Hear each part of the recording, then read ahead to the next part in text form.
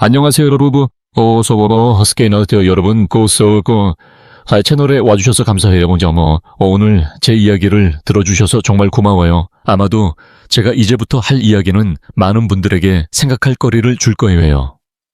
이건 단순히 한 어머니의 이야기만이 아니라 가족의 유대와 희호라는 두 글자에 대한 이야기예요. 많은 사람들이 잘 안다고 생각하지만 때늦게 되기 전까지 그 진짜 의미를 모르는 단어에 관한 이야기죠. 여러분은 한 번이라도 생각해 보신 적 있나요? 어머니의 마음을 무너뜨리는 건 뭘까요? 가난도 병도 아니에요. 목숨보다 사랑하는 자식이 돌아서서 차가운 말을 하는 거예요. 다시는 돌아오지 마. 저는 올해로 58살이에요. 긴 인생 동안 끊임없이 노력하며 먹는 것도 참고 오로지 아이를 키우고 결혼시키기 위해 애썼어요. 모든 사랑을 쏟아주고 모든 걸 주면 노후에는 손을 잡고 손주의 웃음소리가 울리는 가정이 있을 줄 알았어요. 하지만 달랐어요. 제게 돌아온 건 어두운 저녁과 앞에 닫힌 문뿐이었어요. 이 이야기는 길지 않아요. 하지만 한마디 한마디가 평생의 피와 눈물이죠. 지금 이걸 듣고 계신 분이 있다면 부디 떠나지 마세요. 끝까지 들어주세요. 저를 불쌍히 여기기 위해서가 아니라 언젠가 여러분이 만약에 라고 말하지 않게 하기 위해서예요. 자, 제 이야기를 들어보세요. 저는 김할순이라고 해요. 제 평생에서 만약 누군가에게 가장 소중한 게 뭐냐고 물어본다면 망설이지 않고 이렇게 답할 거예요. 그건 아들이에요. 저는 전라도의 작은 마을에서 태어나 농가의 검소한 집에서 자랐어요.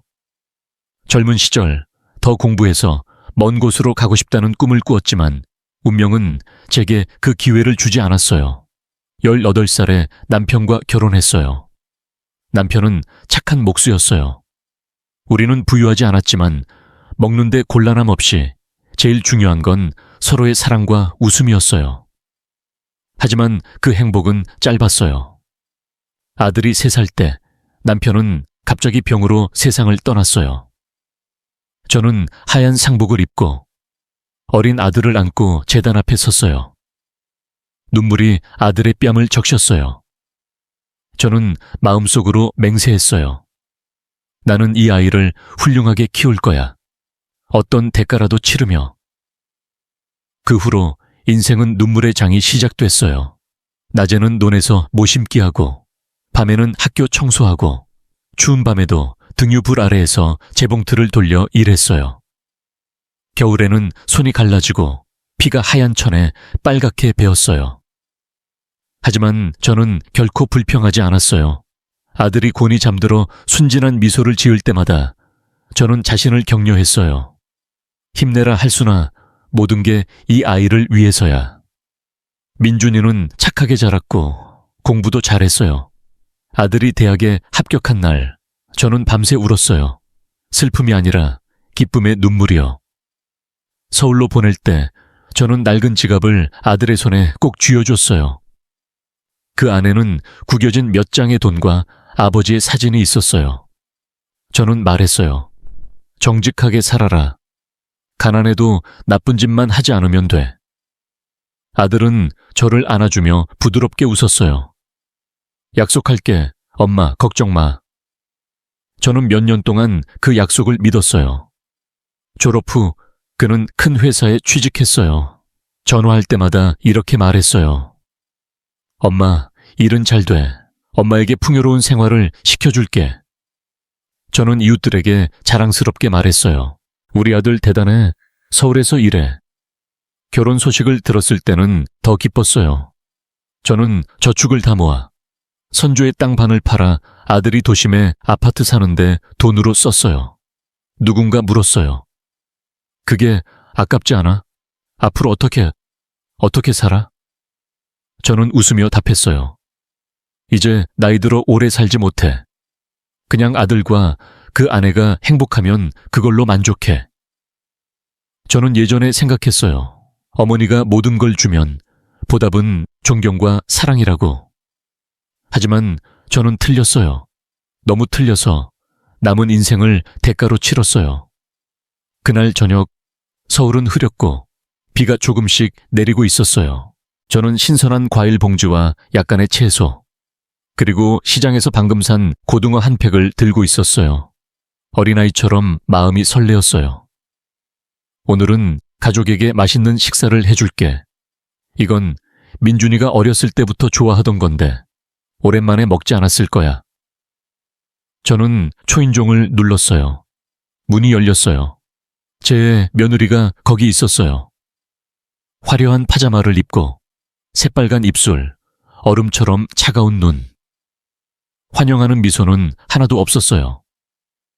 그녀의 목소리가 차갑고 담담하게 울렸어요. 어머님, 더 이상 오지 마세요. 저는 말을 잃었어요. 잘못 들은 줄 알았어요. 하지만 직후 아들이 나왔어요. 손을 주머니에 넣고 저를 보려고도 하지 않아요. 그리고 천천히 분명하게 마음에 깊이 박히는 한마디를 했어요.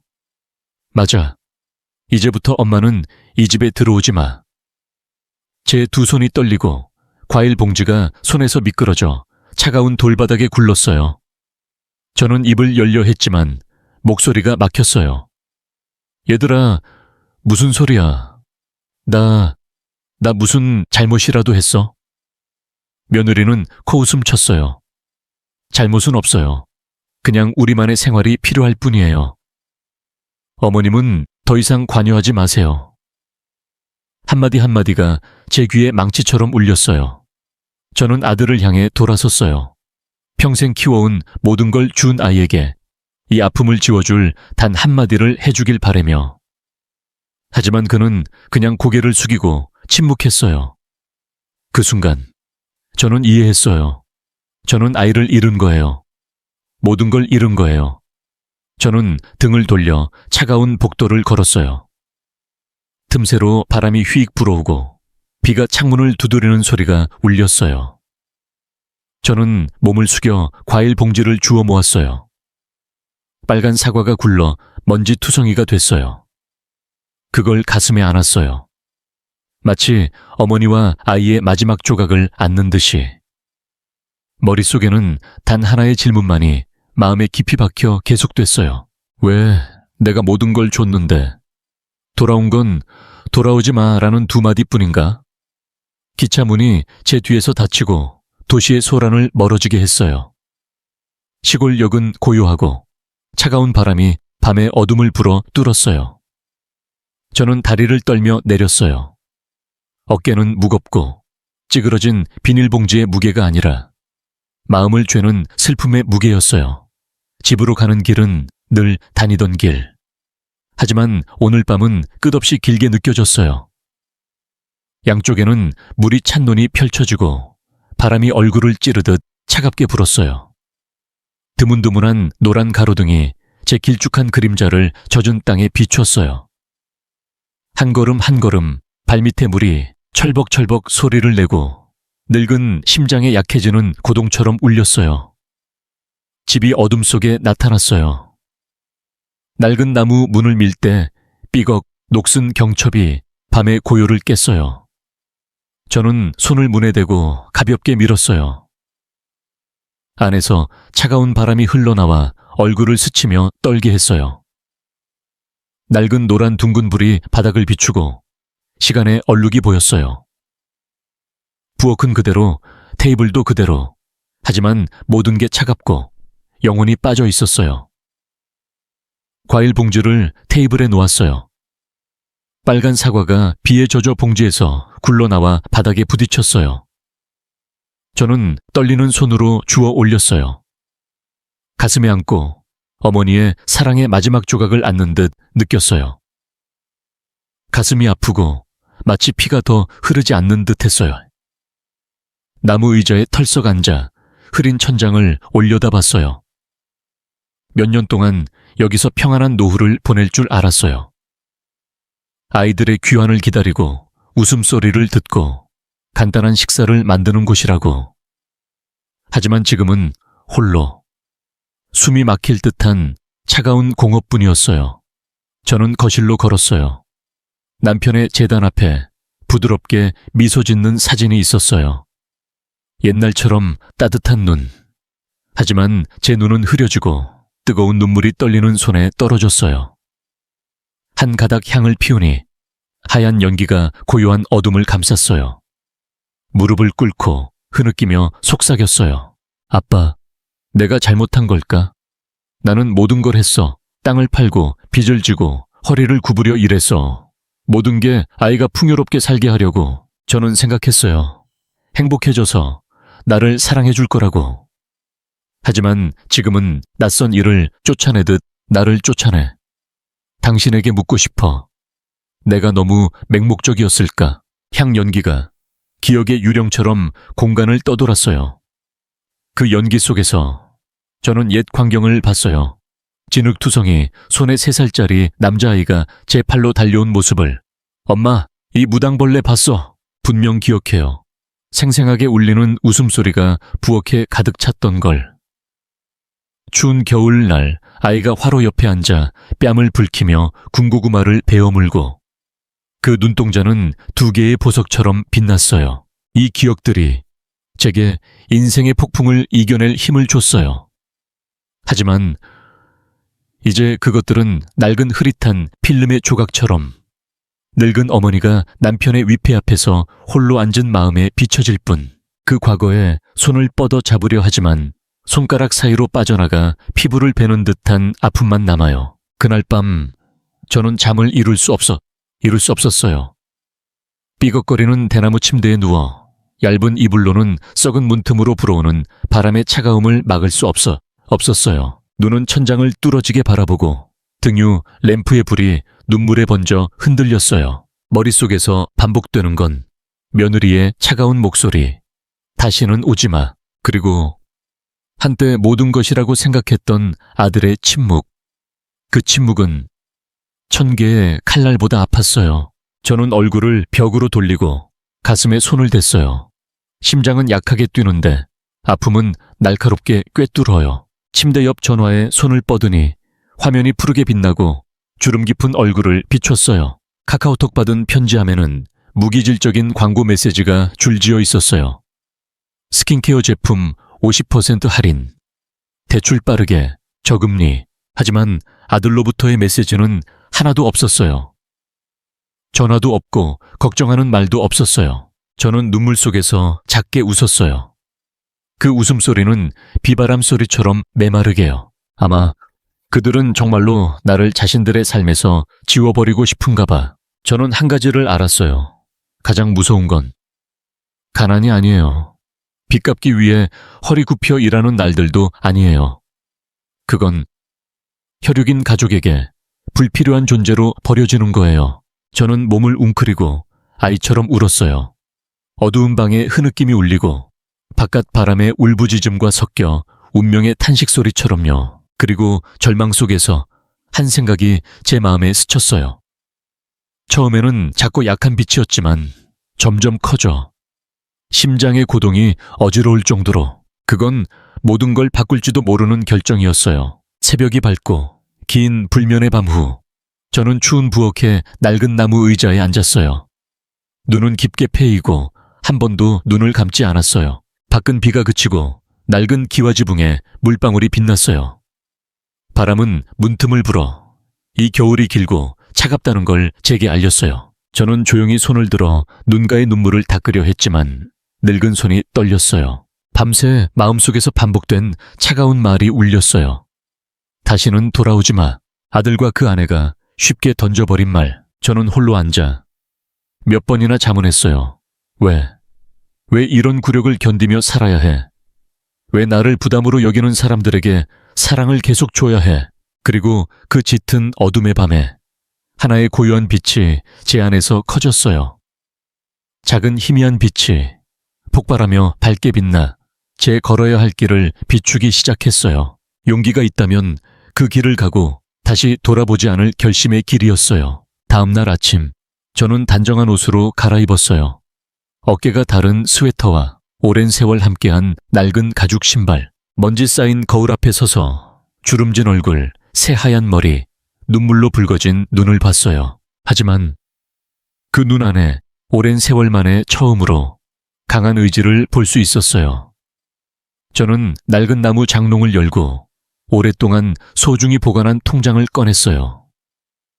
두꺼운 그 통장은 은행의 한 장 한 장 종이가 제가 절약하고 채소 따고 설거지 알바로 번 적은 월급을 소중히 모은 증거였어요. 식사를 거르며 아이에게 조금이라도 더 보낸 적도 있었어요. 겨울 추운 날에는 찢어진 옷을 입으면서도 아이들에게 부족함 없게 매달 정해진 액수를 보냈어요. 모든 게 이 통장 안에 있었어요. 저는 한 페이지 한 페이지 넘기며 숫자들이 눈앞에서 춤추는 듯 느꼈어요. 그건 단순한 금액이 아니라 제 청춘, 땀, 삼킨 눈물방울 그 자체였어요. 저는 떨며 통장을 가슴에 안고 평생을 안는 듯한 느낌에 사로잡혔어요. 그리고 통장을 가방에 쑤셔넣고 집을 나서 천천히 열쇠를 잠갔어요. 문이 삐걱 소리를 한 번 내고 그것은 늙은 영혼이 한숨을 쉬며 다른 길로 가려는 소리 같았어요. 저는 은행으로 향했어요. 유리문이 열리고 난방의 따뜻한 공기가 얼굴에 스치며 약간 현기증이 났어요. 창구의 여성은 고개 숙여 인사하고 젊은 얼굴에 사교적인 미소를 지었어요. 저는 조용히 창구로 가 통장과 신분증을 테이블에 놓았어요. 저요. 안녕하세요. 인출하실 금액은 얼마 되세요? 젊은 여성이 부드러운 목소리로 물었어요. 저는 그녀의 눈을 똑바로 보고 천천히 한마디씩 말했어요. 마치 과거에 날카로운 칼을 넣는 듯이. 전부예요. 이 통장 안에 전액을 인출하고 싶어요. 여성은 조금 놀란 듯 저를 올려다봤어요. 전부요? 정말 확인하셨나요? 저는 고개를 끄덕이고 갈라진 입술에 희미한 미소를 지었어요. 네, 지금까지 없던 만큼 확실해요. 돈이 쌓여 테이블 위에 놓인 순간 손이 떨렸어요. 하지만 아까워서가 아니라 깊은 고통 때문이었어요. 이 한 장 한 장 지폐는 제 평생을 건 거였어요. 저는 지폐의 차가운 표면을 살짝 쓰다듬고 깊이 숨을 들이마시며 모든 걸 천가방에 쑤셔넣고 돌아보지 않고 걸어 나갔어요. 다음 들른 곳은 변호사 사무실이었어요. 밝은 방에 들어서니 종이 냄새와 새 나무 향이 은은히 났어요. 중년 남성이 단정한 옷차림으로 일어나 고개 숙여 인사했어요. 안녕하세요. 어떤 용건이세요? 저는 의자에 앉아 손으로 가방을 꼭 쥐었어요. 무섭도록 차분한 목소리로 말했어요.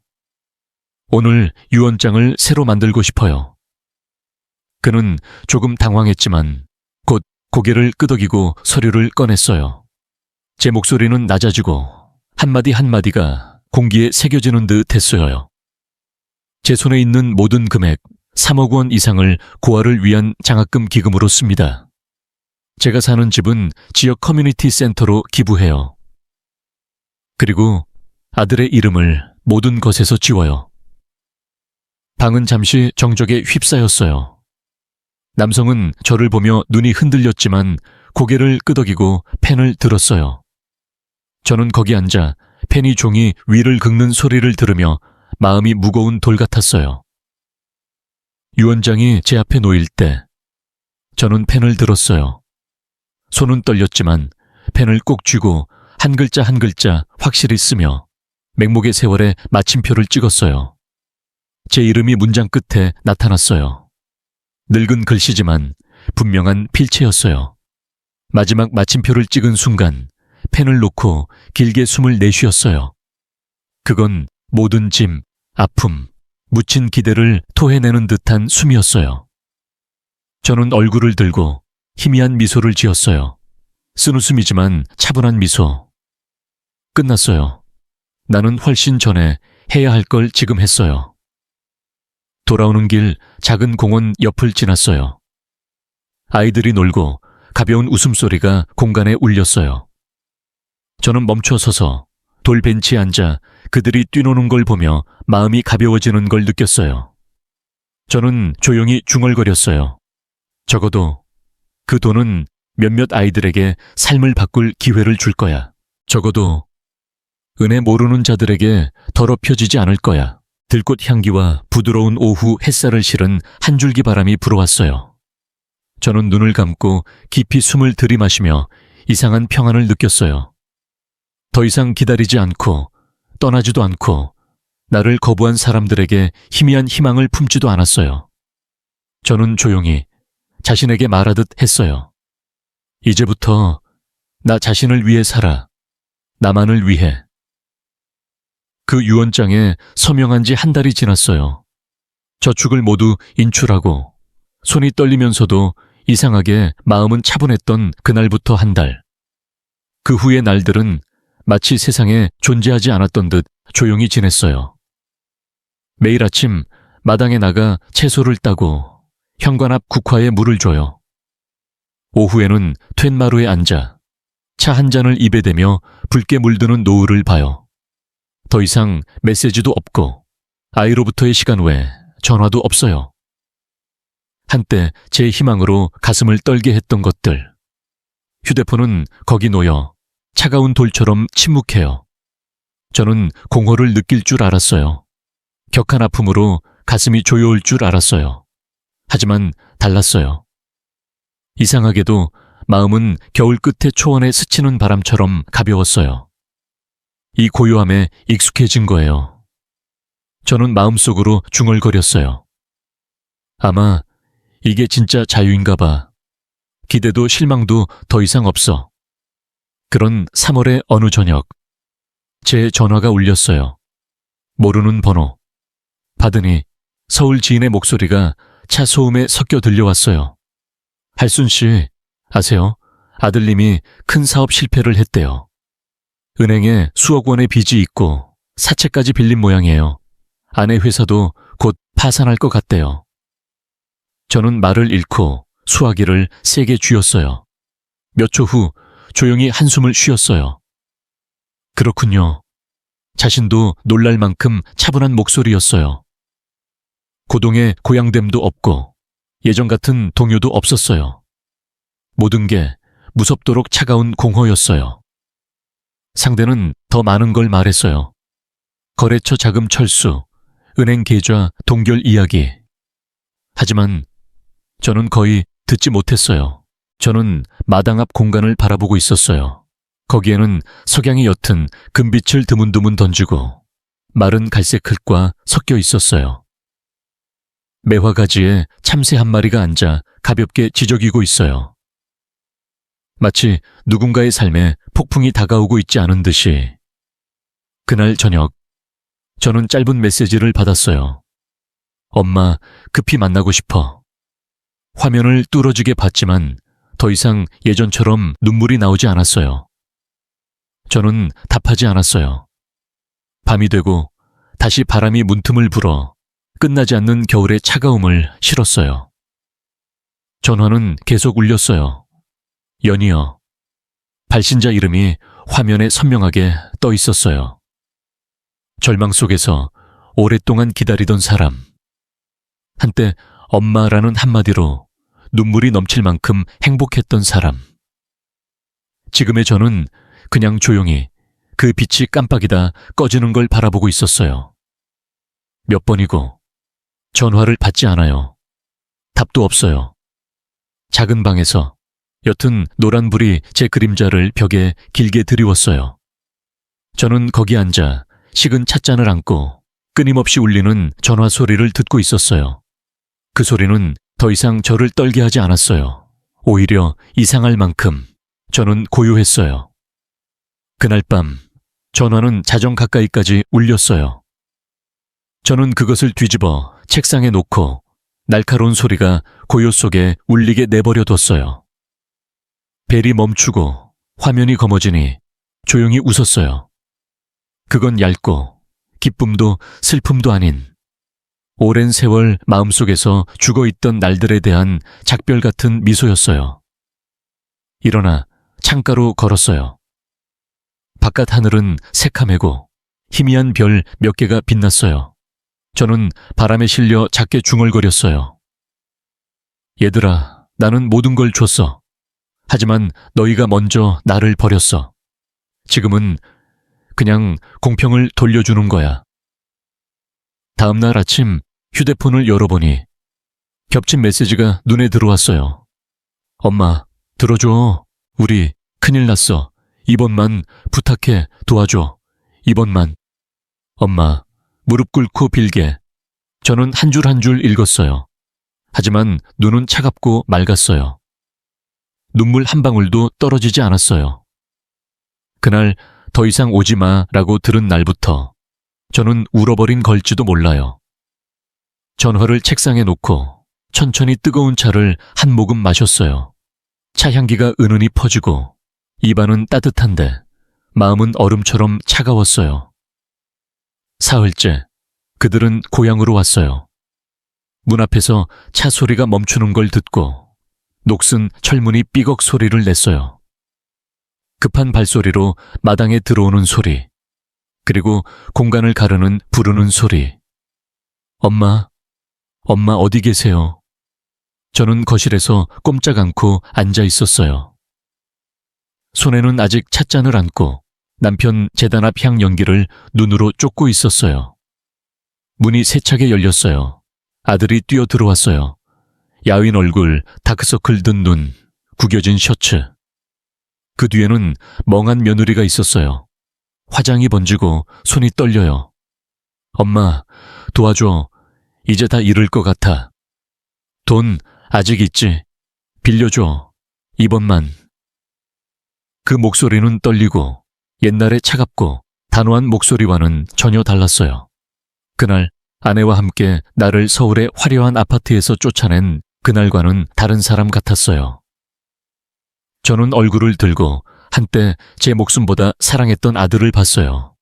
그 불안 가득한 눈을 보고 저는 미소 지었어요. 평안한 미소로 분노도 연민도 없고 더 이상 기대도 품지 않았어요. 나는 너희에게 더 이상 아무것도 남겨두지 않았어. 목소리는 낮고 하지만 한마디 한마디가 망치처럼 울렸어요. 내 가진 건 모두 줬어. 하지만 그건 너희를 위한 게 아니야. 더 이상 나를 찾지 마. 아무도 더 말하지 않았어요. 처마 아래 바람소리만 차갑게 울리고 멍한 둘이 옛날 제 안식처였던 낡은 방에서 서 있었어요. 지금은 그냥 은혜 모르는 대가를 보는 거예요. 사흘 후, 그 아침은 하늘이 잿빛으로 두꺼운 구름이 낮게 드리워 마치 다른 폭풍을 알리는 듯 했어요. 저는 불을 피워 물을 끓이던 중 문 밖에서 급브레이크 소리를 들었어요. 녹슨 철문이 삐걱, 다음으로 마당 타일 위를 급히 달리는 소리가 울렸어요. 얼굴을 들어보니 두 그림자가 마당으로 뛰어들고 무릎 꿇고 현관 계단 앞에 엎드렸어요. 제 모든 사랑을 쏟은 아들, 그리고 한때 제 마음을 찢어발긴 며느리. 엄마, 제발 도와줘. 목소리는 갈라지고 막혀 길 잃은 아이처럼 떨렸어요. 야위고 수염이 헝클어지고 잠 못 이룬 눈이 붉어요. 그는 계단 가장자리를 잡고 손을 놓으면 나락으로 떨어질 듯 떨고 있었어요. 며느리는 헝클어진 머리, 번진 화장, 울다 지친 다크서클 눈으로 저를 보고 고개를 숙여 비처럼 눈물을 흘렸어요. 엄마, 부탁해. 용서해줘. 우리에게 기회를. 집이 곧 위험해. 은행에 압류당할 거야. 사채업자가 무서워. 말은 끊기고 그냥 무릎 꿇은 채 무릎에 얼굴을 묻고 흐느껴 울었어요. 저는 일어나지 않고 불을 끈 지 얼마 안 된 주전자 아는 채였어요. 김오르는 김이 솟아 흐릿한 눈을 덮듯 뜨겁게 물들였어요. 저는 안아 키운 아들을 봤어요. 가늘고 약한 팔 안에 청춘도 피도 던져 키운 아들이었어요. 어린 시절 작은 손이 제 손을 꼭 잡던 모습이 지금 이 야윈 남자의 얼굴 위에 겹쳤어요. 주전자를 조용히 놓고 목소리는 고요히 울렸어요. 제 자신이 얼어붙을 듯한 차분한 어조로. 자, 여러분, 지난달 어머니에게 무슨 말을 했는지 기억해. 아무도 대답하지 않았어요. 바람만 문틈을 스치고 어젯밤 비를 떠올리는 축축한 흙냄새를 실었어요. 말을 강조하며 균등한 톤이지만 차갑고 날카로운 칼날 같았어요. 더 이상 오지 마라고 너희가 했어. 마루대 하수긴을 쫓아내듯 나를 쫓아냈어. 비 내리는 밤, 어머니는 구겨진 과일 봉지를 안고 걸으며 자신의 마음에 맹세했어요. 더 이상 아이들의 삶에 발을 들이지 않겠다고. 지금은 어때? 돈 때문에, 빚 때문에. 아들은 얼굴을 들고 새빨간 눈으로 떨리는 입술을 움직였어요. 엄마, 내가 잘못했어. 어리석고 맹목적이었어. 부탁이야. 이번 한 번만 도와줘. 용서해주지 않으면, 버려지면 나도 더 살고 싶지 않아. 그의 흐느끼는 소리와 며느리의 울부짖는 소리가 들려 제 마음이 죄어들 듯 아팠어요. 얼굴을 돌리고 그 눈동자, 한때 절대 맛보게 하지 않겠다고 맹세한 절망의 눈을 보는 용기가 없었어요. 뜨거운 눈물이 뺨을 타고 흘렀어요. 하지만 저는 아무 말도 하지 않았어요. 그냥 조용히 등을 돌려 집으로 들어갔어요. 뒤에서 찢어질 듯 울음소리를 남기고 낡은 방에서 남편 제단 앞에 앉아 향에 불을 붙였어요. 하얀 연기가 비단처럼 떠올랐어요. 떨리는 목소리로 속삭였어요. 아빠, 나는 어떻게 해야 해? 평생 모든 걸 바쳤는데 지금 아이가 눈물 흘리며 제 앞에 무릎 꿇어. 하지만 그는 내 생각을 한 번도 하지 않았어. 아빠, 내가 나빠? 아니면 그가 나빠? 아니면 우리 둘 다 잘못인가? 향 연기는 눈을 스쳤지만 아픔의 원인이 연기만은 아니라는 걸 알았어요. 밖에서는 울음소리가 계속 울렸어요. 구부려진 아들의 목소리와 약한 며느리의 간청이 섞여 들려요. 엄마, 그냥 한 번만 기회를 줘, 부탁이야. 저는 두 손을 꽉 쥐었어요. 손톱이 살에 깊이 파고들었어요. 머릿속에서 그날 밤 제 말이 천둥처럼 울렸어요. 이제부터 나 자신을 위해 살아. 나만을 위해. 눈물을 닦고 깊이 숨을 들이마시며 일어났어요. 발은 무겁지만 결연했어요. 문을 열어보니 진흙투성이 옷과 헝클어진 머리, 야윈 얼굴, 익사할 듯한 자가 지푸라기를 잡는 듯한 절망의 눈동자를 한둘이 무릎 꿇고 있었어요. 천천히 말을 던졌어요. 일어나세요. 돌아가세요. 이미 늦었어요. 엄마에게는 더 이상 아무것도 없어요. 아무것도. 마당은 고요해졌어요. 처마 아래 짖는 바람 소리만과 막힌 흐느낌이 계속됐어요. 그날 밤 저는 홀로 어두운 부엌에 앉아 낡은 기와 지붕에 비가 똑똑 떨어지는 소리를 들었어요. 모든 게 끝났다는 걸 알았어요. 아이들과 나를 잇는 마지막 끈을 제 손으로 끊었어요. 오늘 밤도 가을바람이 집 앞 대숲을 불어 속삭임처럼 제게 진실을 상기시켰어요. 낡은 나무 책상 앞에 앉아 흔들리는 등불의 흐린 노란 빛이 시간의 무게를 새긴 제 얼굴을 비췄어요. 눈앞에는 펼쳐진 일기장. 하얗고 새 종이는 아직 종이 냄새가 나고 제게는 거기 새겨진 한 글자 한 글자가 마음에 박히는 칼처럼 아팠어요. 떨리는 손으로 펜을 쥐며 이를 악물고 썼어요. 언젠가 아들이 읽을 때 나만큼 고통받을 걸 각오하며 인생을 걸어 배우는 교훈도 있어. 사랑이란 모든 걸 주는 거라고 생각했어. 하지만 하나 잊었어. 사랑이 존경을 동반하지 않으면 준 일을 올가매는 밧줄이 된다는 걸. 눈물이 뚝뚝 떨어져 잉크가 번졌어요. 닦아내려 해도 다시 뜨거운 눈물이 넘쳐요. 일기장에 몸을 구부리고 야윈 손으로 가슴을 누르며 흐느낌을 참았어요. 얼굴을 들고 방 구석 남편 재단을 봤어요. 사진 속 그는 부드러운 시선으로 미소 지으며 말하고 싶은 듯 했어요. 너는 이미 충분히 고생했어 라고. 저는 떨리는 손으로 또 한 가닥 향을 피웠어요. 하얀 연기가 어둠 속에서 소용돌이치며 마치 할아버지의 영혼이 나타나 제 마음 깊은 흐느낌을 듣는 듯 했어요. 할아버지, 갈라진 목소리로 한 음 떨리며 우리 어디서 잘못된 걸까? 나는 평생 사랑하고 희생하고 믿어왔어. 모든 걸 바치면 노후에 조금의 온기가 돌아올 줄 알았어. 하지만 결국 내가 받은 건 얼음처럼 차가운 한마디였어. 다시는 오지 마. 할아버지, 가르쳐줘. 나는 어떻게 해야 해? 계속 용서할까? 아니면 나를 구할까? 저는 무릎 꿇고 차가운 바닥에 이마를 댔어요. 눈물은 향재와 섞여 떨어지며 마치 타인을 위해 너무 산 한 여자의 운명을 흐릿하게 한 듯 했어요, 걔야. 일어나. 낡은 나무 찬장을 열어 한 묶음 서류를 꺼냈어요, 걔야. 거기에는 공중된 유언장이 있었어요. 마른 법률 문서지만 하나의 폭풍 같은 무게를 숨기고 있어요. 조용히 종이 면을 쓰다듬어요. 주름진 손은 떨리고 마치 얼어붙을 듯 날카로운 칼에 닿는 듯 했어요. 서명한 날을 선명히 기억해요. 손은 떨리고 눈물이 책상에 뚝뚝 떨어져도 나는 계속 썼어요. 증오 때문이 아니었어요. 끊지 않으면 목숨 끝까지 상처받을 걸 깨달았기 때문이에요. 모든 돈 3억 원 이상 은고아의 장학금 기금이 돼요. 이 집은 지역 커뮤니티 센터로 기부해요. 그리고 아들의 이름은 한때 그의 것이라고 여겨졌던 모든 것에서 지워져요. 이건 복수가 아니에요. 마지막 경고예요.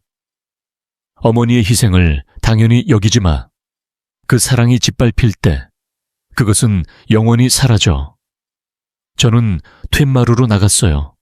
밖에서는 초승달이 잿빛 하늘에 누워 차가운 빛이 고요한 마당을 비췄어요. 밤바람은 뼛속까지 차가웠지만 제 마음은 이상할 만큼 평안했어요. 분노도 증오도 사과에 대한 기대도 더 없었어요. 그냥 고요한 뿐, 효라는 말을 믿었던 순수한 평생을 대가로 얻은 고요한 안식이에요.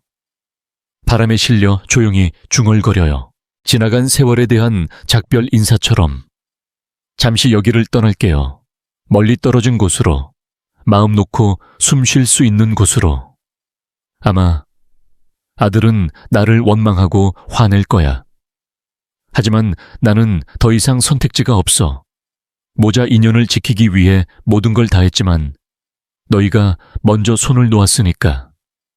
눈을 감고 바람에 흩날리는 은빛 머리를 휘날려요. 문 앞 대나무도 소란스럽게 송별 인사를 속삭이는 듯했어요. 그리고 광대한 밤의 고요 속에서 마지막 말을 속삭여요. 만약 목숨이 제게 마지막으로 한마디를 허락한다면 나는 이렇게 말할 거예요. 효란, 늙은 부모를 부양하는 것만이 아니야. 효란, 자기 집에서 부모를 울리지 않는 거야. 낡은 나무 문을 닫고 등불을 불어 꺼요.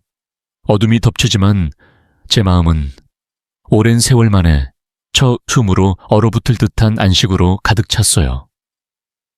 오늘 이야기는 여기까지예요. 많은 분들에게 제가 너무 강하다고 느껴질 수 있어요.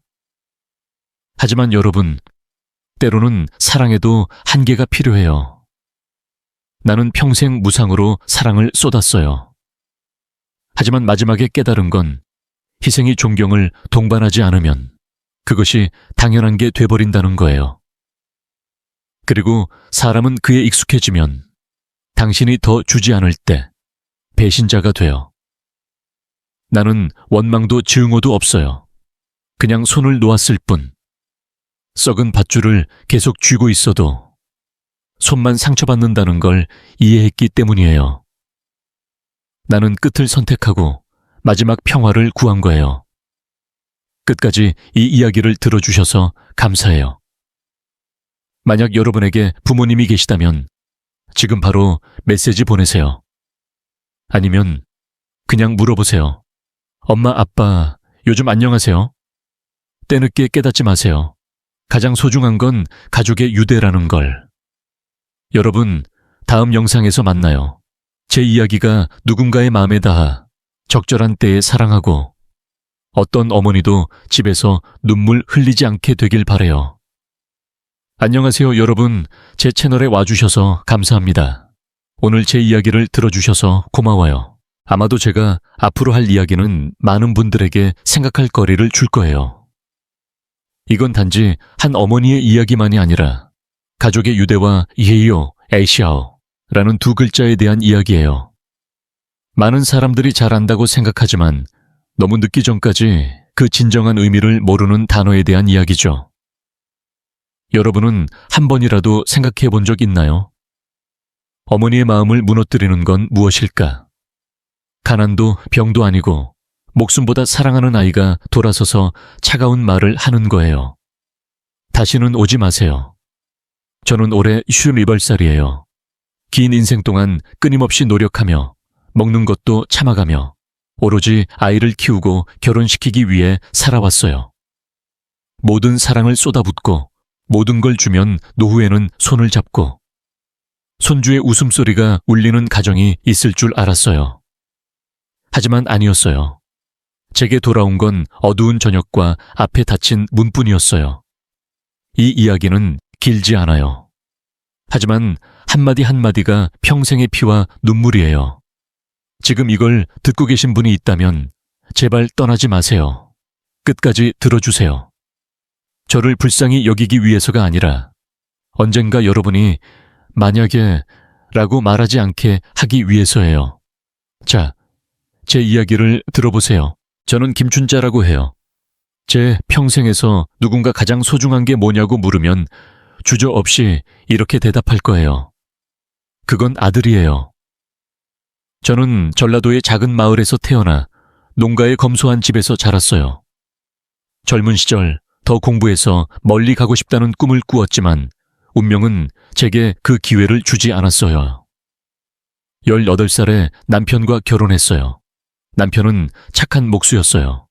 우리는 부유하지 않았지만 먹는데 곤란함 없이 서로의 사랑과 웃음이 제일이었어요. 하지만 그 행복은 짧았어요. 아들이 3살 때 남편이 갑자기 병으로 세상을 떠났어요. 저는 흰 상복을 입고 어린 아들을 안고 제사상 앞에 섰어요. 눈물이 아들의 뺨을 적셨어요. 저는 마음속으로 맹세했어요. 나는 이 아이를 훌륭하게 키울 거야. 어떤 대가라도 치르더라도. 그 후로 인생은 눈물의 장이 시작됐어요. 낮에는 논에서 모를 심고 밤에는 학교 청소를 하고 추운 밤에도 등불 아래에서 재봉틀을 돌려 일했어요. 겨울에는 손이 갈라지고 피가 흰 천에 붉게 배었어요. 하지만 저는 결코 불평하지 않았어요. 아들이 곤히 잠들고 순진한 미소를 지을 때마다 저는 자신을 격려했어요. 힘내, 춘자야. 모든 게 이 아이를 위해서야. 민준이는 착하게 자랐고 공부도 잘했어요. 아들이 대학에 합격한 날, 저는 밤새 울었어요. 슬픔이 아니라 기쁨의 눈물이요. 서울로 보내던 날, 저는 낡은 지갑을 아들의 손에 꼭 쥐어줬어요. 그 안에는 구겨진 몇 장의 돈과 아버지의 사진이 있었어요. 저는 말했어요. 정직하게 살아라. 가난해도 나쁜 짓만 하지 않으면 돼. 아들은 저를 안아주며 부드럽게 웃었어요. 약속할게, 엄마. 걱정 마. 저는 몇 년 동안 그 약속을 믿었어요. 졸업 후 그는 큰 회사에 취직했어요. 전화할 때마다 이렇게 말했어요. 엄마, 일은 잘 돼. 엄마한테 풍족한 생활을 시켜줄게. 저는 이웃들에게 자랑스럽게 말했어요. 우리 아들 대단해. 서울에서 일해. 이 결혼 소식을 들었을 때는 더 기뻤어요. 저는 저축을 모두 모으고 조상 대대로 내려온 땅의 반을 팔아 아들이 도심에 아파트를 사는데 돈을 줬어요. 누군가 물었어요. 그게 아깝지 않아? 앞으로 어떻게 살아? 저는 웃으며 대답했어요. 이제 나이 들어 오래 살지 못할 거야. 그냥 아들과 며느리가 행복하면 그걸로 만족해. 저는 예전에 생각했어요. 어머니가 모든 걸 주면 보답은 존경과 사랑이라고. 하지만 저는 틀렸어요. 너무 틀려서 남은 인생을 대가로 치렀어요. 그날 저녁 서울은 흐렸고 비가 조금씩 내리고 있었어요. 저는 신선한 과일 봉지와 약간의 채소, 그리고 시장에서 방금 산 고등어 한 팩을 들고 있었어요. 어린아이처럼 마음이 설레었어요. 오늘은 가족에게 맛있는 식사를 해줄게. 이건 민준이가 어렸을 때부터 좋아하던 요리인데 오랜만에 먹을 거야. 저는 초인종을 눌렀어요. 문이 열렸어요. 며느리가 거기 있었어요. 화려한 잠옷을 입고 새빨간 입술, 얼음처럼 차가운 눈. 환영하는 미소는 하나도 없었어요. 그녀의 목소리가 차갑고 담담하게 울렸어요. 어머님, 더 이상 오지 마세요. 저는 말을 잃었어요. 잘못 들었다고 생각했어요. 하지만 바로 그 후 아들이 나왔어요. 손을 주머니에 넣고 저를 보려고 하지도 않아요. 그리고 천천히, 분명하게 제 마음에 깊이 박히는 한마디를 했어요. 맞아. 이제부터 어머님은 이 집에 들어오지 마. 제 양손이 떨려 과일 봉지가 손에서 미끄러져 차가운 돌바닥에 굴렀어요. 저는 입을 열려 했지만 목소리가 막혔어요. 아이들아, 무슨 소리야. 내가 뭘 잘못했어. 며느리는 코웃음을 쳤어요. 잘못한 건 없어요. 그냥 우리만의 생활이 필요할 뿐이에요. 어머님은 더 관여하지 마세요. 한마디 한마디가 제 귀에 망치처럼 울렸어요. 저는 아들을 향해 돌아섰어요. 평생 힘들게 키우고 모든 걸 준 아이에게 이 고통을 지울 한마디를 해줄 거라 기대하며. 하지만 그는 그냥 고개를 숙이고 침묵했어요. 그 순간 저는 이해했어요. 저는 아이를 잃은 거예요. 모든 걸 잃은 거예요. 저는 등을 돌려 차가운 복도를 걸었어요. 틈새로 바람이 휘익 불어오고 비가 창문을 때리는 소리가 울렸어요. 저는 몸을 숙여 과일 봉지를 주워 모았어요. 붉은 사과가 굴러 먼지 투성이가 됐어요. 그걸 가슴에 안았어요. 마치 어머니와 아이의 마지막 조각을 안는 듯이. 머릿속에는 단 하나의 질문만이 마음에 깊이 박혀 계속됐어요. 왜 내가 모든 걸 줬는데 돌아온 건 오지 마라는 두 마디뿐일까? 기차 문이 제 뒤에서 닫히고 도시의 소란이 멀어졌어요. 시골역은 고요하고 차가운 바람이 밤의 어둠을 스쳤어요. 저는 다리를 떨며 내렸어요. 어깨는 무겁고 찌그러진 비닐봉지의 무게가 아니라 마음을 옥죄는 슬픔의 무게였어요. 집으로 가는 길은 늘 가던 길. 하지만 오늘 밤은 끝없이 길게 느껴졌어요. 양쪽에는 물이 찬눈이 펼쳐지고 바람이 얼굴을 찌르듯 차갑게 불었어요. 드문드문한 노란 가로등이 제 길쭉한 그림자를 젖은 땅에 비췄어요. 한 걸음 한 걸음 발밑에 물이 찰박찰박 소리를 내고 늙은 심장에 약해지는 고동처럼 울렸어요. 집이 어둠 속에 나타났어요. 낡은 나무 문을 밀 때 삐걱 녹슨 경첩이 밤의 고요를 깼어요. 저는 손을 문에 대고 가볍게 밀었어요. 안에서 차가운 바람이 흘러나와 얼굴을 스치며 떨게 했어요. 낡은 노란 둥근 등불이 바닥을 비추고 시간의 얼룩이 보였어요. 부엌은 그대로, 테이블도 그대로, 하지만 모든 게 차갑고 영혼이 빠져 있었어요. 과일 봉지를 테이블에 놓았어요. 붉은 사과가 비에 젖어 봉지에서 굴러 바닥에 부딪혔어요. 저는 떨리는 손으로 주워 올렸어요. 가슴에 안고 어머니의 사랑의 마지막 조각을 안는 듯 느꼈어요. 가슴이 아프고 마치 피가 더 흐르지 않는 듯 했어요. 나무 의자에 털썩 앉아 희미한 천장을 올려다봤어요. 몇 년 동안 여기가 평화로운 노후의 장소가 될 거라 믿었어요. 아이들의 귀가를 기다리고 웃음소리를 듣고 간단한 식사를 만드는 곳이라고. 하지만 지금은 홀로. 숨이 막힐 듯한 차가운 공허뿐이었어요. 저는 거실로 걸었어요. 남편의 위패 앞에 부드럽게 미소 짓는 사진이 있었어요. 옛날처럼 따뜻한 눈. 하지만 제 눈은 흐려지고 뜨거운 눈물이 떨리는 손에 떨어졌어요. 향 한 가닥을 피우자 흰 연기가 고요한 어둠을 감쌌어요. 무릎을 꿇고 흐느끼며 속삭였어요. 아빠, 내가 잘못한 걸까? 나는 모든 걸 했어. 땅을 팔고 빚을 지고 허리를 굽혀 일했어.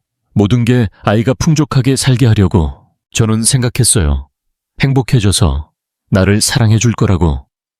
하지만 지금은 낯선 사람을 쫓아내듯 나를 쫓아내. 당신에게 묻고 싶어. 내가 너무 맹목적이었나? 향 연기가 기억의 유령처럼 공간을 떠돌았어요. 그 연기 속에서 저는 옛 광경을 봤어요. 진흙투성이 손에 3살짜리 아이가 제 팔에 달려온 모습을. 엄마, 이 무당벌레 봤어. 분명 기억해요. 생생하게 울리는 웃음소리가 부엌에 가득 찼던 걸. 추운 겨울날 아이가 화로 옆에 앉아 뺨을 붉히며 고구마를 베어 물고 그 눈동자는 2개의 보석처럼 빛났어요. 이 기억들이 제게 인생의 폭풍을 이겨낼 힘을 줬어요. 하지만 이제 그것들은 낡은 흐린 필름의 조각처럼 늙은 어머니가 남편의 위패 앞에 홀로 앉은 마음에 비춰질 뿐. 그 과거에 손을 뻗어 잡으려 하지만 손가락 사이로 스르륵 빠져나가 피부를 베는 듯한 고통만 남아요. 그날 밤 저는 잠들지 못했어요. 삐걱거리는 대나무 침대에 누워 얇은 이불로는 썩은 문틈으로 불어오는 바람의 차가움을 막을 수 없었어요. 눈은 천장을 뚫어지게 바라보고 등불의 불빛이 눈물에 번져 흔들렸어요. 머릿속에서 반복되는 건 며느리의 차가운 목소리. 다시는 오지 마세요. 그리고 한때 모든 거라 생각했던 아들의 침묵. 그 침묵은 1000개의 칼날보다 아팠어요. 저는 얼굴을 벽으로 돌리고 가슴에 손을 댔어요. 심장은 약하게 고동치는데 고통은 날카롭게 꿰뚫어요. 침대 옆 전화에 손을 뻗자 화면이 푸르게 빛나며 주름 깊은 얼굴을 비췄어요. 카카오톡 받은 메시지 화면은 무기질적인 광고 메시지가 줄지어 있었어요. 스킨케어 제품 50% 할인. 대출 빠르게, 저금리. 하지만 아들로부터의 메시지는 하나도 없었어요. 전화도 걱정하는 말도 없었어요. 저는 눈물 속에서 작게 웃었어요. 그 웃음소리는 빗장박 바람처럼 메마르게 들렸어요. 아마 그들은 정말 나를 그들의 삶에서 지우고 싶었을 거야. 저는 한 가지를 알았어요. 가장 무서운 건 가난이 아니에요. 빚 갚기 위해 허리를 굽혀 일하는 날들도 아니에요. 그건 피를 나눈 가족에게 불필요한 존재로 버려지는 거예요. 저는 몸을 구부려 아이처럼 울었어요. 어두운 방에 흐느낌이 울리고 박바람의 울음과 섞여 운명의 탄식처럼 들렸어요. 그리고 절망 속에서 한 생각이 제 마음에 스쳤어요. 처음엔 작고 약한 빛이었지만 점점 커져. 심장의 고동이 어지러울 정도로. 그건 모든 걸 바꿀 수 있는 결정이었어요. 새벽이 밝아 긴 불면의 밤 후 저는 추운 부엌에 낡은 나무 의자에 앉았어요. 눈은 깊게 움푹 들어가고 한 번도 눈을 감지 않았어요. 밖은 비가 그치고 낡은 기와 지붕에 물방울이 빛났어요. 바람은 문틈을 스치며 이 겨울이 길고 차갑다는 걸 제게 알렸어요. 저는 천천히 손을 들어 눈가에 눈물을 닦으려 했지만 늙은 손은 떨렸어요. 하룻밤 내내 마음속에서 반복된 차가운 말이 울렸어요. 다시는 오지 마세요. 아들과 그 아내가 쉽게 던진 말. 저는 홀로 앉아 여러 번 자문했어요. 왜 나는 이런 굴욕을 견디며 살아야 해? 왜 나는 부담이라고 여기는 사람들에게 사랑을 계속 줘야 해? 그리고 그 짙은 어둠의 밤에 한 고요한 빛이 제 안에서 커졌어요. 작은 희미한 빛이 폭발해 밝게 빛나며 제 길을 비추기 시작했어요. 용기가 있다면 그 길을 가고 다시 돌아보지 않을 결심의 길이었어요. 다음 날 아침 저는 단정한 옷으로 갈아입었어요. 어깨가 다른 스웨터와 오랜 세월 함께한 낡은 가죽 신발, 먼지 쌓인 거울 앞에 서서 주름진 얼굴, 새하얀 머리, 눈물로 붉어진 눈을 봤어요. 하지만 그 눈 속에 오랜 세월 만에 처음으로 강한 의지를 볼 수 있었어요. 저는 낡은 나무 장롱을 열고 오랫동안 소중히 보관한 통장을 꺼냈어요. 두꺼운 그 통장은 은행에 한 장 한 장 종이가 제가 절약하고 채소를 따고 설거지 아르바이트에서 받은 적은 월급을 아껴 모은 증거였어요. 식사를 거르며 아이에게 조금 더 보낸 적도 있었어요. 겨울 추운 날에는 찢어진 옷을 입으면서도 아이들이 부족함 없게 매달 정해진 액수를 보냈어요.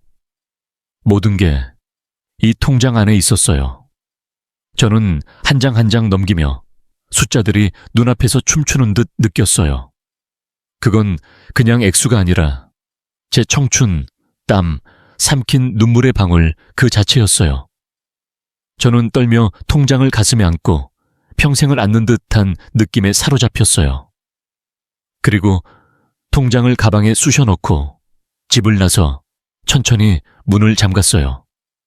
문이 삐걱 소리를 한 번 내고 그건 늙은 영혼이 한숨을 쉬며 다른 길로 가려는 소리 같았어요. 저는 은행으로 향했어요. 유리문이 열리고 난방의 따뜻한 공기가 얼굴에 스치며 조금 어지러웠어요. 접수원 여성이 고개를 숙여 인사하고 젊은 얼굴에 사교적인 미소를 지었어요. 저는 조용히 창구로 가서 통장과 신분증을 테이블에 놓았어요. 안녕하세요. 인출하실 금액은 얼마나 되시나요? 젊은 여성이 부드러운 목소리로 물었어요. 저는 그녀의 눈을 똑바로 보며 천천히 한마디씩 말했어요. 마치 과거의 날카로운 칼을 꽂는 듯이. 전부예요. 이 통장 안에 전액을 인출하고 싶어요. 여성은 조금 놀란 듯 저를 올려다봤어요. 전부요? 정말 확인하신 건가요? 저는 고개를 끄덕이며 갈라진 입술에 희미한 미소를 지었어요. 네, 지금까지 없던 만큼 확실해요. 돈이 쌓여 테이블 위에 놓인 순간 손이 떨렸어요. 하지만 아까워서가 아니라 깊은 괴로움에서였어요. 이 한 장 한 장 지폐는 제 평생을 건 거였어요. 저는 지폐의 차가운 표면을 살짝 쓰다듬고 깊이 숨을 들이마시며 모든 걸 천가방에 쑤셔넣고 돌아보지 않고 걸어 나갔어요. 다음 들른 곳은 변호사 사무실이었어요. 밝은 방에 들어서니 종이 냄새와 새 나무 향이 은은히 퍼졌어요. 중년 남성이 단정한 옷차림으로 일어나 고개를 숙여 인사했어요. 안녕하세요. 어떤 용건이신가요? 저는 의자에 앉아 손으로 가방을 꼭 쥐었어요. 무섭도록 차분한 목소리로 말했어요. 오늘 유언장을 새로 만들고 싶어요. 그는 조금 당황했지만 곧 고개를 끄덕이며 서류를 꺼냈어요. 제 목소리는 낮아지며 한마디 한마디가 공기에 새겨지듯 했어요. 제 손에 있는 모든 금액 3억 원 이상을 고아를 위한 장학금 기금으로 씁니다. 제가 사는 집은 지역 커뮤니티 센터로 기부합니다. 그리고 아들의 이름을 모든 것에서 지웁니다. 방은 잠시 고요에 휩싸였어요. 남성은 저를 보며 눈이 흔들렸지만 고개를 끄덕이며 펜을 들었어요. 저는 거기 앉아 펜이 종이 위를 긁는 소리를 들으며 마음은 쇠덩이처럼 무거웠어요. 유언장이 제 앞에 놓였을 때 저는 펜을 들었어요. 손은 떨렸지만 펜을 꼭 쥐고 한 글자 한 글자 분명히 쓰며 맹목적인 세월에 마침표를 찍었어요. 제 이름이 문장 끝에 나타났어요. 늙은 글씨지만 뚜렷한 필체였어요. 마지막 마침표를 찍은 순간 펜을 놓고 길게 숨을 내쉬었어요. 그건 모든 짐, 고통, 묻힌 기대를 토해내는 듯한 숨이었어요. 저는 얼굴을 들고 희미한 미소를 지었어요. 쓰라리지만 차분한 미소. 끝났어. 나는 오래전에 해야 할 걸 지금 했어. 집으로 가는 길, 작은 공원 옆을 지났어요. 아이들이 놀고 가벼운 웃음소리가 공간에 울렸어요. 저는 멈춰 서서 돌벤치에 앉아 그들이 뛰노는 걸 보며 마음이 가벼워지는 걸 느꼈어요. 저는 조용히 중얼거렸어요. 적어도 그 돈은 몇몇 아이들에게 삶을 바꿀 기회를 줄 거야. 적어도 배은망덕하게 더럽혀지지 않을 거야. 들꽃 향기와 부드러운 오후 햇살을 실은 한잔의 바람이 스쳤어요. 저는 눈을 감고 깊이 숨을 들이마시며 이상한 평안을 느꼈어요. 더 이상 기다리지 않고 떠나지도 않고 나를 거부한 사람들에게 희미한 희망을 품지도 않았어요. 저는 조용히 자신에게 말하듯 했어요. 이제부터 나를 위해 살아. 나만을 위해. 그 유언장에 서명한 지 한 달이 지났어요. 저축을 모두 인출하고 손이 떨리면서도 이상하게 마음은 차분했던 그날부터 한 달. 그 후의 날들은 마치 이 세상에 존재하지 않았던 듯 조용히 지내왔어요. 매일 아침 마당에 나가 채소를 따고 현관 앞 국화에 물을 주어요. 오후에는 툇마루에 앉아 차 한 잔을 입에 대며 붉게 물든 노을을 바라봐요. 더 이상 메시지도 아이로부터의 늦은 전화도 없어요.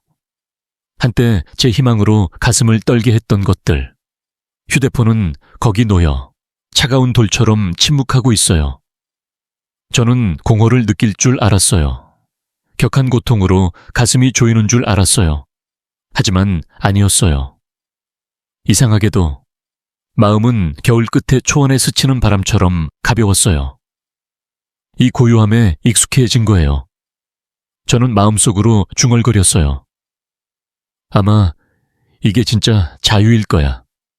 기대도 실망도 더 없어. 그런 3월의 어느 저녁, 제 전화가 울렸어요. 모르는 번호.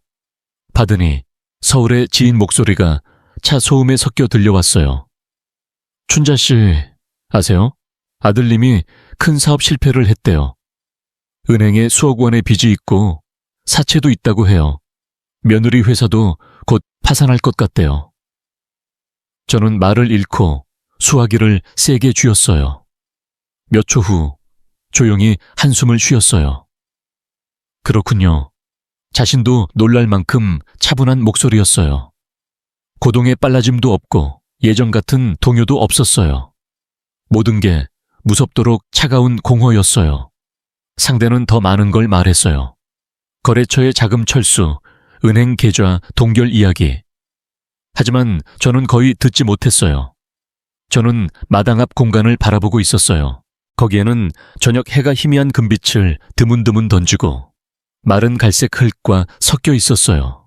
매화 가지에 참새 한 마리가 앉아 가볍게 지저귀고 있어요. 마치 누군가의 삶에 폭풍이 다가온다는 걸 모르는 듯이. 그날 저녁, 저는 짧은 메시지를 받았어요.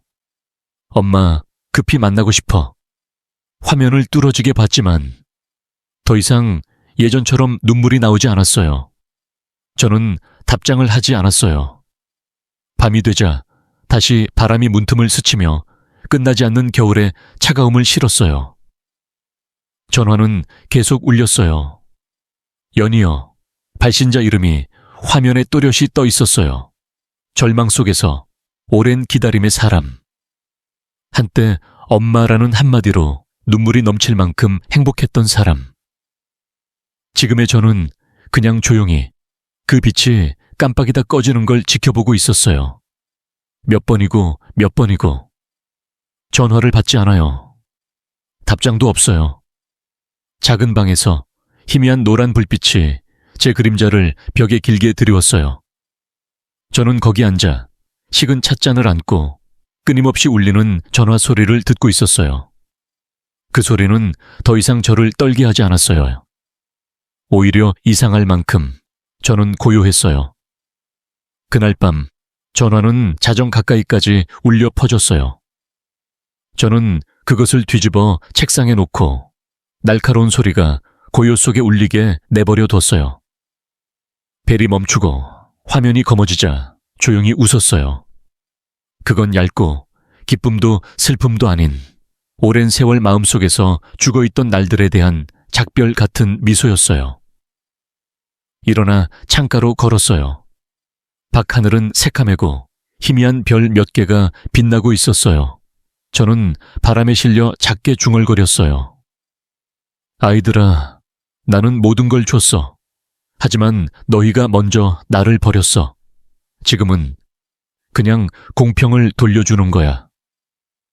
다음 날 아침 휴대폰을 열자 겹친 메시지가 눈에 들어왔어요. 엄마, 들어줘. 우리 큰일 났어. 이번만 제발 도와줘. 이번만. 엄마, 무릎 꿇고 빌게. 저는 한 줄 한 줄 읽었어요. 하지만 눈은 차갑고 맑았어요. 눈물 한 방울도 떨어지지 않았어요.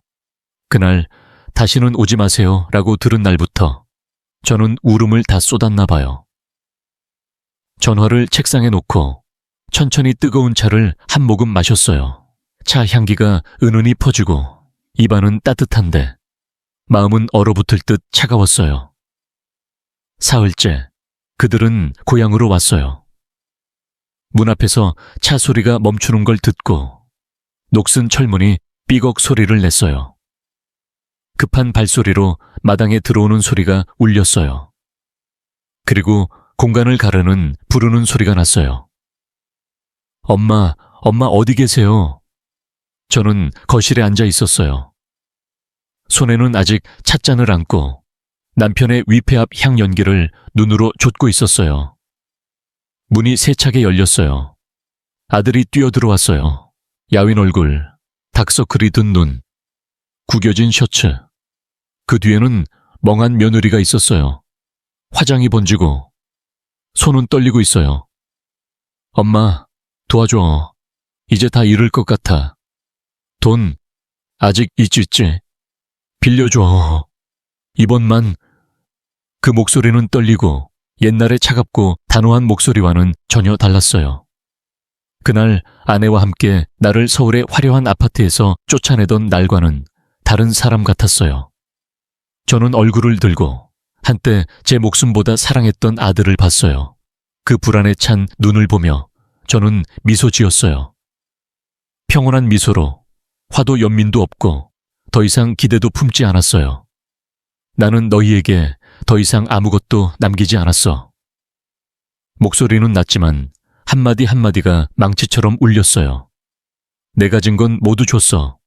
하지만 그건 너희를 위한 게 아니야. 더 이상 나를 찾지 마. 아무도 더 말하지 않았어요. 처마 아래 바람소리만 차갑게 울리고 멍한 두 사람이 옛날 제 안식처였던 낡은 방에 서 있었어요. 지금은 그냥 배은망덕의 대가를 보는 거예요. 사흘 후 그 아침은 하늘이 잿빛으로 두꺼운 구름이 낮게 드리워 마치 다른 폭풍을 알리는 듯했어요. 저는 불을 피워 물을 끓이던 중 문 밖에서 급브레이크 소리를 들었어요. 녹슨 철문이 삐걱 다음으로 마당 타일 위를 급히 달리는 소리가 울렸어요. 얼굴을 들자 두 그림자가 마당에 뛰어들고 현관 계단 앞에 무릎 꿇었어요. 제 모든 사랑을 쏟은 아들, 그리고 한때 제 마음을 찢어발긴 며느리. 엄마, 제발 도와줘. 목소리는 갈라져 막히고 마치 길 잃은 아이처럼 떨렸어요. 야위고 덥수룩한 수염이 흐트러지고 잠 못 이룬 눈은 붉었어요. 그는 계단 가장자리를 붙잡고 손을 놓으면 나락으로 떨어질 듯 떨고 있었어요. 며느리는 흐트러진 머리, 다른 화장, 울음에 지친 다크서클 있는 눈으로 저를 보고 고개를 숙이며 비처럼 눈물을 흘렸어요. 어머님, 제발 용서해 주세요. 우리에게 기회를, 집이 곧 위험해요. 은행에 압류당할 거예요. 빚쟁이가 무서워요. 말은 끊기고 그냥 무릎 꿇은 채 무릎에 얼굴을 묻고 울부짖고 있었어요. 저는 일어나지 않고 불을 끈 지 얼마 안 된 주전자만 안고 있었어요. 김오르는 김이 솟아 흐린 눈을 가리듯 뜨겁게 물들였어요. 저는 안아 키운 아들을 봤어요. 가늘고 약한 팔 안에 청춘도 피도 던져 키운 아들이었어요. 어린 시절 작은 손이 제 손을 꼭 쥐던 모습이 지금 이 야윈 남자의 얼굴 위에 겹쳤어요. 주전자를 조용히 놓고 목소리는 고요하게 울렸어요.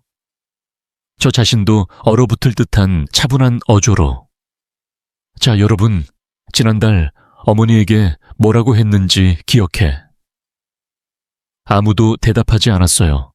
바람만 문틈을 스치며 어젯밤 비를 떠올리는 축축한 흙냄새를 실었어요. 말을 강조하며 균등한 톤이지만 차갑고 날카로운 칼날 같았어요. 다시는 오지 말라고 너희가 말했어. 마루대, 하수긴을 쫓아내듯 나를 쫓아냈어. 비 내리는 밤, 어머니는 구겨진 과일 봉지를 안고 걸으며 자신의 마음에 맹세했어요. 다시는 아이들의 삶에 발을 들이지 않겠다고. 지금은 어때? 돈 때문에? 빚 때문에? 아들은 얼굴을 들고 새빨간 눈으로 떨리는 입술을 움직였어요. 엄마, 내가 잘못했어. 어리석고 맹목적이었어. 제발 이번 한 번만 도와줘. 용서해주지 않으면, 버려지면 나도 더 살고 싶지 않아. 그의 흐느끼는 소리와 며느리의 울부짖는 소리가 들려 제 마음은 조이는 듯 아팠어요. 얼굴을 돌리고 그 눈동자, 한때 절대 맛보게 하지 않겠다고 맹세한 절망의 눈을 볼 용기가 없었어요. 뜨거운 눈물이 뺨을 타고 흘렀어요. 하지만 저는 아무 말도 하지 않았어요. 그냥 조용히 등을 돌려 집으로 들어갔어요. 뒤에서 찢어질 듯한 울음소리를 남기고. 낡은 방에서 남편의 위패 앞에 앉아 향에 불을 붙였어요. 흰 연기가 비단처럼 떠올랐어요. 떨리는 목소리로 속삭였어요. 아빠, 나는 어떻게 해야 해? 평생 모든 걸 바쳤는데. 지금 아이가 눈물 흘리며 제 앞에 무릎 꿇어. 하지만 그는 내 생각을 한 번도 하지 않았어. 아빠, 내가 나빠? 아니면 그가 나빠? 아니면 우리 둘 다 잘못된 거야? 향 연기는 눈을 자극했지만 고통의 원인이 영희만은 아니라는 걸 알았어요. 밖에서는 울음소리가 계속 울렸어요. 막힌 아들의 목소리와 약한 며느리의 간청이 섞여 들려요. 엄마, 그냥 한 번만 기회를 주세요. 제발. 저는 양손을 꽉 쥐었어요. 손톱이 살에 깊이 파고들었어요. 머릿속에서 그날 밤 제 말들이 천둥처럼 울렸어요. 이제부터 나를 위해 살아, 나만을 위해. 눈물을 닦고 깊이 숨을 들이마시며 일어났어요. 발은 무겁지만 단호했어요. 문을 열자 진흙투성이, 옷과 흐트러진 머리, 야윈 얼굴, 마치 익사자가 짚을 움켜쥐듯 절망의 눈동자를 한 두 사람이 무릎 꿇고 있었어요. 천천히 말을 던졌어요. 일어나세요. 돌아가세요. 이미 늦었어요. 엄마에게는 더 이상 아무것도 없어요. 아무것도. 마당은 고요해졌어요. 처마 아래 짖는 바람 소리만과 막힌 흐느낌이 계속됐어요. 그날 밤 저는 홀로 어두운 부엌에 앉아 낡은 기와 지붕에 비가 똑똑 떨어지는 소리를 들었어요. 모든 게 끝났다는 걸 알았어요. 아이들과 나를 잇는 마지막 끈을 제 손으로 끊었어요. 오늘 밤도 가을바람이 집 앞 대숲을 스치며 속삭임처럼 제게 진실을 상기시켰어요. 낡은 나무 책상 앞에 앉아 흔들리는 등불의 희미한 노란빛이 시간의 무게를 새긴 제 얼굴을 비췄어요. 눈앞에는 펼쳐진 일기장. 하얀 새 종이는 아직 종이 냄새가 나고 제게는 거기 적힌 한자 한자가 마음에 박히는 칼처럼 아팠어요. 떨리는 손으로 펜을 쥐며 이를 악물고 썼어요.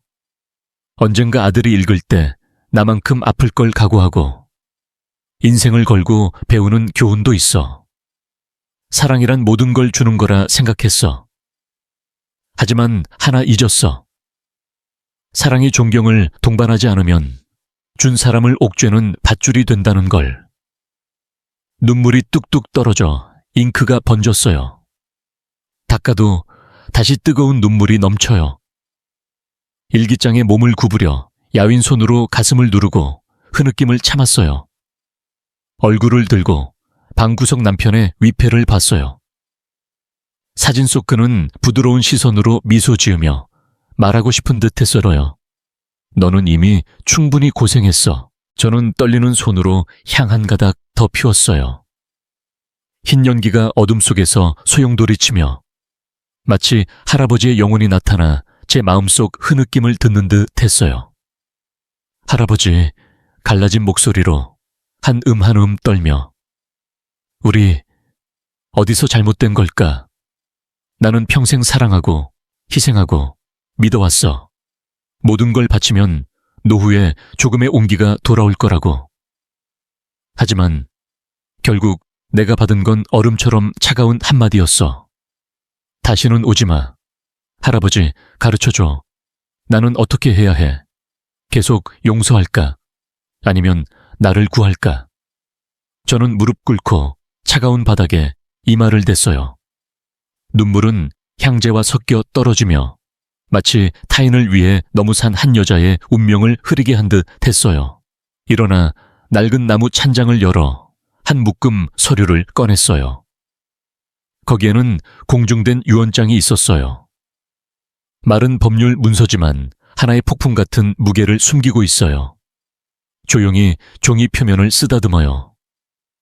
주름진 손은 떨며 마치 얼어붙을 듯 날카로운 칼에 닿는 듯 했어요. 서명한 날을 선명히 기억해요. 손은 떨리고 눈물이 책상에 뚝뚝 떨어져도 나는 계속 썼어요. 증오 때문이 아니었어요. 끊지 않으면 목숨 끝까지 상처받을 걸 이해했기 때문이에요. 모든 돈, 3억 원 이상 은고아의 장학금 기금이 되어 이 집은 지역 커뮤니티 센터로 기부해요. 그리고 아들의 이름은 한때 그의 것이라 여겨진 모든 것에서 지워져요. 이건 복수가 아니에요. 마지막 경고예요. 어머니의 희생을 당연히 여기지 마. 그 사랑이 짓밟힐 때 그것은 영원히 사라져. 저는 툇마루로 나갔어요. 밖에서는 초승달이 잿빛 하늘에 누워 차가운 빛이 고요한 마당을 비추고 있었어요. 밤바람은 뼛속까지 차가웠지만 제 마음은 이상할 만큼 평온했어요. 화도 증오도 사과에 대한 기대도 더 없었어요. 그냥 고요함만 있어요. 효라는 말을 믿던 순수한 평생을 대가로 얻은 고요한 평안이에요. 바람에 실려 조용히 중얼거려요. 지나간 세월에 대한 작별의 말처럼. 잠시 여기를 떠날게요. 멀리 떨어진 곳으로, 마음 놓고 숨 쉴 수 있는 곳으로. 아마 아들은 나를 원망하고 화낼 거예요. 하지만 나는 더 이상 선택지가 없어. 여자. 모자, 묻지 외의 인연을 짓기 위해 모든 걸 다했지만 너희가 먼저 손을 놓았으니까. 눈을 감고 바람에 흩날리는 은발을 나부끼게 해요. 문 앞 대나무도 속삭이며 배웅의 말을 하는 듯 했어요. 그리고 광활한 밤의 고요 속에서 마지막 말을 속삭여요. 만약 목숨이 제게 마지막으로 한마디를 허락한다면 나는 이렇게 말할 거예요. 효란, 늙은 부모를 부양하는 것만이 아니야. 효란, 자신의 집에서 부모를 울리지 않는 거야. 낡은 나무 문을 닫고 행등을 불어 꺼요. 어둠이 덥지만 제 마음은 오랜 세월 만에 처음으로 얼어붙는 듯한 평안으로 가득 찼어요. 오늘 이야기는 여기까지예요. 많은 분들에게 제가 너무 강하다고 느껴질 수 있어요. 하지만 여러분, 때로는 사랑에도 한계가 필요해요. 나는 평생 무상, 우창의 사랑을 쏟았어요. 하지만 마지막에 깨달은 건 희생이 존경을 동반하지 않으면 그것이 당연하게 여겨진다는 거예요. 그리고 사람은 그에 익숙해지면 당신이 더 주지 않을 때 배신자가 돼요. 나는 원망도 증오도 없어요. 그냥 손을 놓았을 뿐. 썩은 밧줄을 계속 쥐면 손만 상처받는다는 걸 이해했기 때문이에요. 나는 끝을 선택하고 마지막 평화를 구한 거예요. 끝까지 이 이야기를 들어주셔서 감사합니다. 만약 여러분에게 부모님이 계시다면 지금 바로 메시지를 보내세요. 아니면 그냥 물어보세요. 엄마, 아빠, 요즘 안녕하세요. 너무 늦기 전에 깨닫는 거예요. 가장 소중한 건 가족의 유대라는 걸. 여러분, 다음 영상에서 만나요. 제 이야기가 누군가의 마음에 닿아 적절한 때에 사랑하고 어떤 어머니도 집에서 눈물 흘리지 않게 되길 바라요.